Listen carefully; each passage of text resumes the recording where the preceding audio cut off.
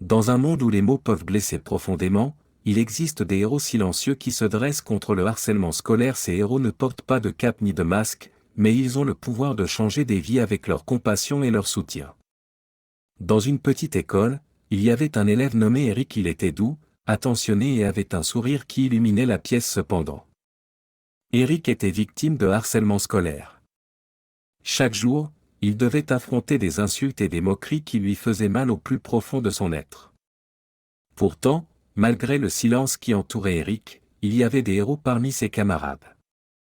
Des élèves qui, sans prononcer un mot, se tenaient à ses côtés et luttaient contre l'injustice. Emma, une jeune fille au cœur tendre, observait la détresse de Eric et décidait qu'il était temps d'agir. Un jour, alors que Eric était encore la cible de moqueries, Emma prit une feuille de papier et un crayon. Elle dessina une silhouette, représentant Eric, et l'afficha sur son casier.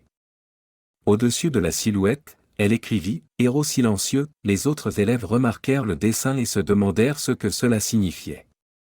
Curieux, ils se rapprochèrent d'Emma pour en savoir plus.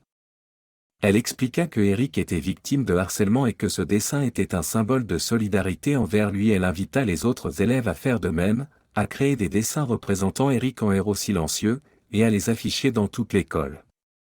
Le lendemain, l'école était recouverte de dessins. Chaque couloir, chaque salle de classe était décorée de silhouettes de Eric accompagnées de mots d'encouragement et de soutien. Les élèves se sentaient inspirés et se rendaient compte de la puissance de l'empathie. L'harceleur, confronté à cette vague de solidarité, se sentit isolé et impuissant. Il réalisa que ces mots méchants ne pouvaient pas briser la force collective des héros silencieux. Petit à petit, il commença à changer, à s'excuser et à apprendre à respecter les autres. La lutte contre le harcèlement scolaire était loin d'être terminée, mais les héros silencieux avaient montré à tous que même sans dire un mot, ils pouvaient faire la différence.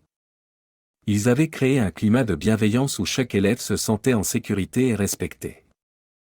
Eric, le jeune garçon autrefois brisé par le harcèlement, retrouva sa confiance grâce à l'amour et au soutien de ses camarades. Il comprit qu'il n'était pas seul et qu'il y avait toujours de l'espoir, même dans les moments les plus sombres.